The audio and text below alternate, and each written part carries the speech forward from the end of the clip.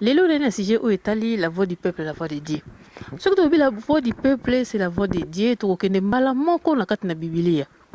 Na Biblia, ABC biso na Égypte, bazalaki na kati na bana Israël, Israël bazalaki na kati na Égypte. Kuna na kati na Égypte baganga ki epa nzambe. Tangu nzambe akoki mungongo na bango na tangu wana atindelaki bango libérateur. Ba ayaki ko bimisa bango na bugumbu bazalaki na yango. Peuple congolais tango na lobi ezali lolenge moko na biso na la résistance oyo tozali kobunda. Tango babi la voix du peuple c'est la voix de Dieu ezali koloba na biso mbala moko ke soki peuple congolais yo otelemi te. Soki ogangi te lokola bana Israël na kati na Égypte to bagangaki ndeko na ngai libération ekosilaka koya ata mokolo moko te. C'est vrai mingi na biso bazali ko la nzela ya kosambela. Mingi na biso bazali ko la nzela ete bazali ko la solution ebele. Kasi soki to lati conscience te. Soki to tina mutu na biso ete non to lingi to bima. Na occupation o to zali na yango te. Nzambe akoyaka jamais kotia biso maboko. Esengeli na biso moko. Tozala bolimbisi. Tozala na conscience wana. Ete to lingi to bima. Na prison oyo tozali na yango na tango wana nzamba kotia biso maboko po tozonga toujours na bible babisi biso babi ete na tango mayele ya mutu esuki yango ya nzambe ebandi mayele na biso batu tala biso batu ndenge tozalaka na lolendo biso batu tozalaka na mabe mingi kasi omeki na lolenge nyonso tokoki te na tango wana nde nzambe akoya po amoni ete okoka lisusu te ezali lolenge moko bandeko na ngai soki tobeleli te soki toconscientize peuple te soki peuple alati conscience te tokozwaka libération ya mboka wana te mpe lisungi ekowutaka biso bisika moko te bandeko na ngai yango mutuna nazali kozongisa pa peuple congolais est-ce que vraiment olati conscience wana ke oza vraiment ya posa ya kobima na prison oyo bakotisi biso tolanda kolia te tolanda kolata te tolanda moyo ya moke to nango te kasi libération ya mboka na biso esengeli esalama est-ce que olati conscience peuple congolais obima na bowumbu wana c'est vrai mingi ya bato balati conscience na kati na Congo kasi bato bazali ko freiner bango ezali soi-disant ba opposant tango ba koyoka ete la résistance elingi etelemisa bato na kati na Congo bango mbala moko ba mi bangeli mabumu na bango ba mi bangeli ba bomengo na bango. Alors, il y a la même jéwana ya soulèvement populaire, memi yango comme si bangonde mutu bako libérer peuple. Et pourtant, bako tikalaka jamais kosala yango. Po bazana ba intérêt na bango na kati na mboka wana, bako lingaka jamais ba perdre yango. Yango omoni au soulèvement populaire. Bazo senga même date na occupant. Pesa biso tozoya ko manifester jour boye. Est-ce que soulèvement populaire yango et ça la makabongo na kati ya manifestation o bazo sala pacifique. Boyebi combien les bateaux oyo ba jeune garçon ba jeune oyo biso ba courageux o bazo oser kobima boyebi combien bazo kanga bango na ba journée wana ngana yo to yebite bango pe ba koyebisa biso te mais zana ba courageux c'est-à-dire bana oyo bazo bima wana baza ba courageux alors ba courageux wana yango bango occupation azana posa la bango pour arrêter bango batu ya teti bazala te po to kende mbala moko na Nord Kivu Mamadou, colonel Mamadou, c'était encouragé à Bundaki. Elle a gagné Bitumba, il y a Nord Kivu, occupant, ou dans la tête de Mboko na biso Kabila, à sepela quitter. Tala kaka na nzela azozonga, ndenge babomaki ye. Bombarder ye. Ba exploser ye. Nani asala yango? Nani alandela yango? Nani alingaki nani alobelaka yango ti lelo oyo azali te eza lolenge moko na mbunza mabe ye pa ganyaka bitumbo batindaka ye mais azongi na Kinshasa boye basali ye likambo moko basali la même chose o basali Mamadou alors ba occupant wana ba jeu o ba opposant na biso bazo jouer eza ba jeu o bazo tenter ba bimisa ba courager libanda po ete ba occupant ba neutraliser bango. Alors bango nde bazali ko freiner soulèvement populaire auto biso ba idée auto tozali na yango to sala. C'est-à-dire bakoya ko bomaka biso toujours les courager pour ete mboka etikala na bato babangaka. Nous sommes tous pour nos opposants. Ce qui biso lelo tolobi unité. Unité ou la résistance lingi et ça là. Et ça unité te ya ko sangana na ba opposants. Unité te ya ko kende na ba élection. Et ça unité te ya ko sala dialogue. Bokenda ki na ba élection ya 2006. Jean-Pierre Bemba zwa ki ba élection. Kasi na sima ye moko ye ko boya na ye ba élection alingi mwana mopaya diriger.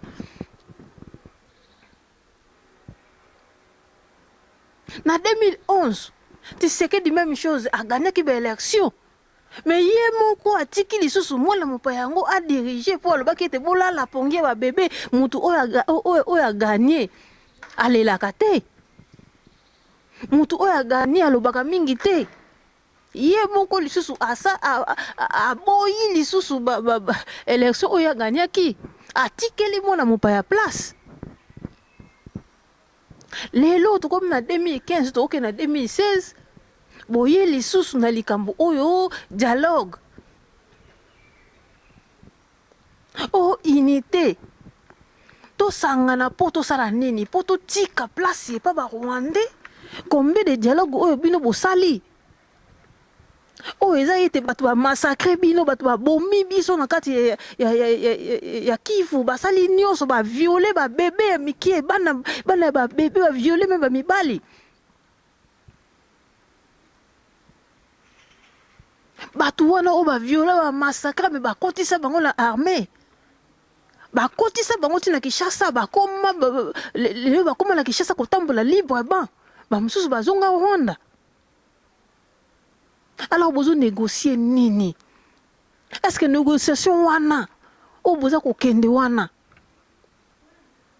Est-ce que ils pour la favori na bino be favori ya bapaya? Yango na lobaka tango nyonso ba opposant oyo ba kosala ka eloko moko te. Ezala boke na élection. Ezala ba bandimi ba élection, ezala ba boyi ba élection. Ezala ba bandimi ba élection, ezala ba bandimi dialogue to pe ba boyi dialogue bazaka ka belese na projet moko ya kutika bapaya ba vanda na kati ya mboka na biso ba bomaka biso. Alors système na bango komi ya paix. Soki to liboli to lingi paix.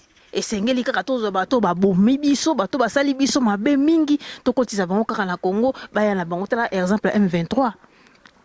M23 les lois continuent à comme parti politique ndenge na komaka jour wana mukolo mususu ba congolais pe okoma kolobela yango ba komi ko bundela yango ba komi pe bato ba voter yango mais peuple ya sorti nini otozali est-ce que c'est vraiment to lingi to libérer mboka na biso to lingi vraiment to bima na buumbu otozali na yango bozo mboka na bino en charge peuple congolais bo miso en charge soki bo miso en charge te muta kozola bino mboka na bino en charge akotika laka kozala ata mukolo moko te.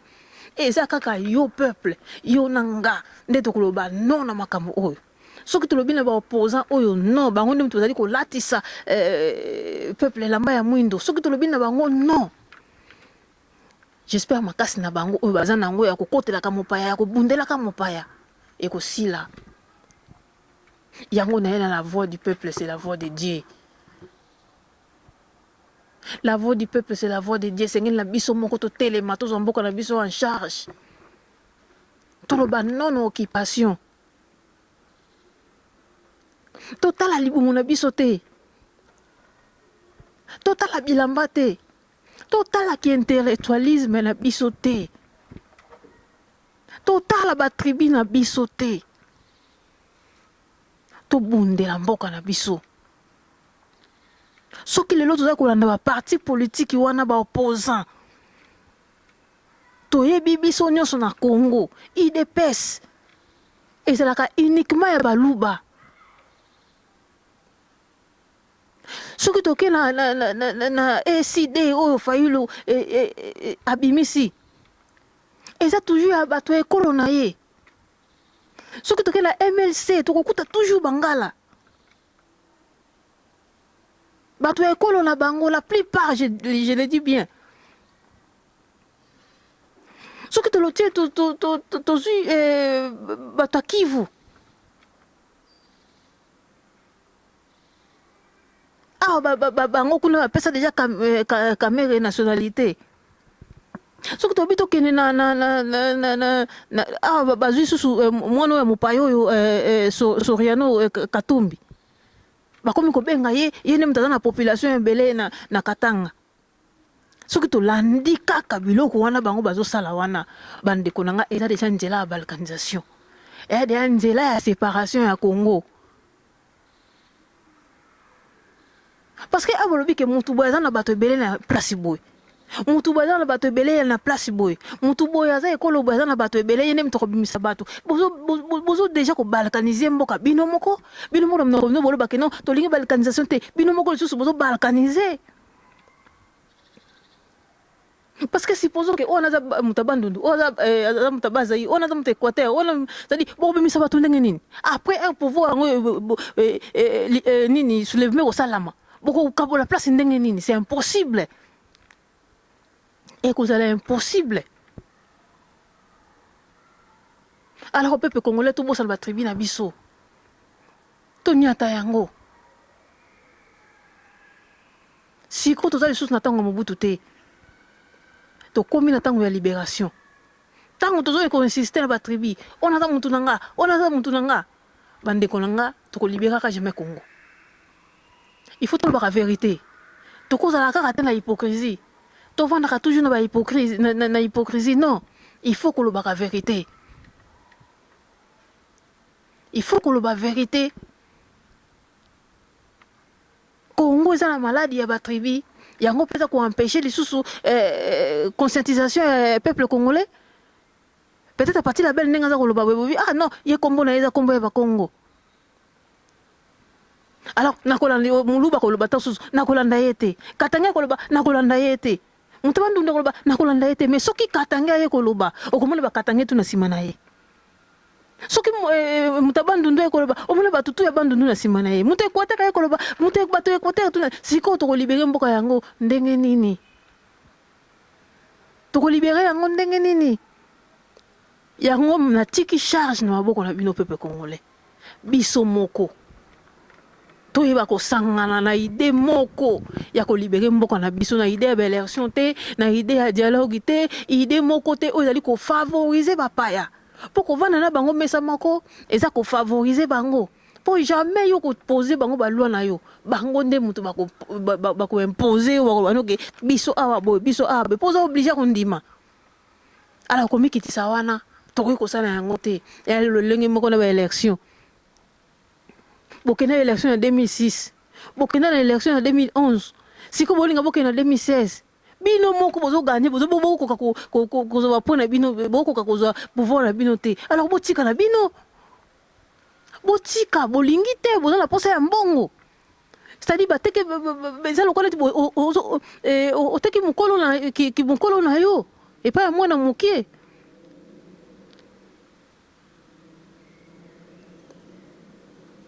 Yango peuple congolais la voix du peuple c'est la voix de Dieu yo moko telema bisika ozali zwa conscience ya mboka na yo keza na maboko ya papa esengeli na biso to bima na kati na buumbu wana prison to bima na kati ya prison o tozali na yango soki tosali yango te ekozala pas mingi na ko kende muke lisusu na kati na biblia ba bisi biso na Matthieu 24 et 14.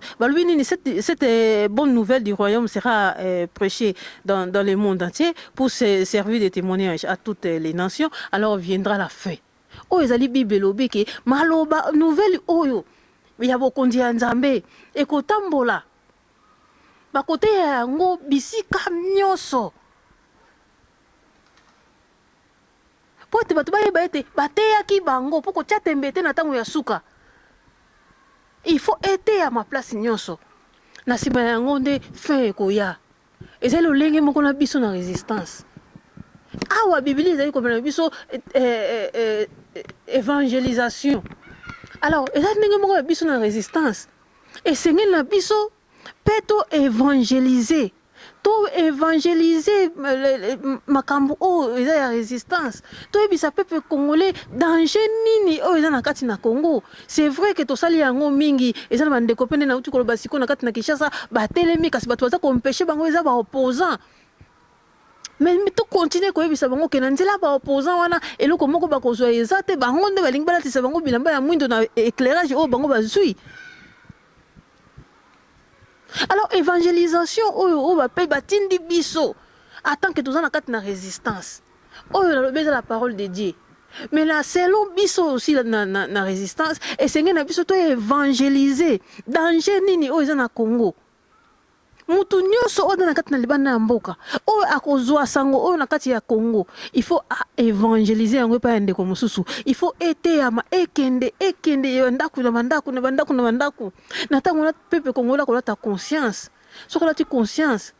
Tango na nde to ko libérer mboka na biso.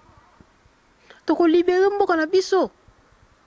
Minga bandeko bazolo ba vidéo eza mabe non ba vidéo sali quelque chose mabe ndeza ba vidéo moko ezanga sens ou besoin peuple ezana intérêt ya peuple congolais te mais ce qui vidéo za ngo l'intérêt ya peuple congolais pour na ko conscientiser pour na ko peuple congolais danger nini o tozana ngo na liboso na biso eza mabe te minga bandeko msusu babike bolobaka kaka ba action ezalité non. Action basala yango la volonté. Yo zawana osolo ba action ezate. Po ochola mutazo défendre mabele na yo non. Pesa nga liboko nga na ko pesa o liboko to kene na idée moko ya ko libérer mboko na biso na nzela ya minduki. Na nzela ya élection te. Ndenge ba ya o ba yela ki ndenge ba ko bima. Na ko pesa kaka exemple moko na 1960. Bamindele bafondaki baguerre na bango oyo elekalaki na kati ya Congo kuna tango bafonde baguerre na bango eloko nini eyaki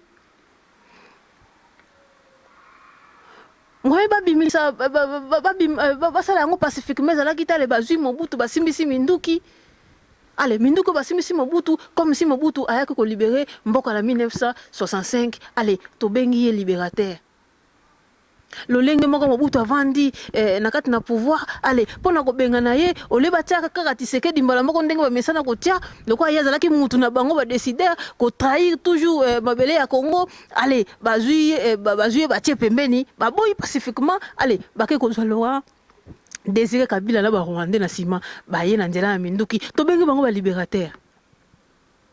Alors lelo yo biso tozoloba ba koki pour bimisela biso mutu mususu ayeli biso na nzela ya minduki. Ale to benga nani libérateur. To ko zonga kaka na kati na bombu oyo tozali nango. Il faut tozala mayele tozala biyamba te. Tozala mayele na bitumbo tozali ko bunda. Tokoki jamais kosala lisusu bitumba oyo eza ete yo congolais liboso bapaya na kati na sima na biso non yango tolobi ete peuple congolais soki otelemi te moto akotelema na place na yo azali te la voix du peuple c'est la voix de Dieu. Vraiment merci na mingi na bino bosili kolanda ngai prochainement nakoya na lisolo mosusu vraiment tomonani mbala ya sima bambote na bino nyonso botikala malamu allez au revoir.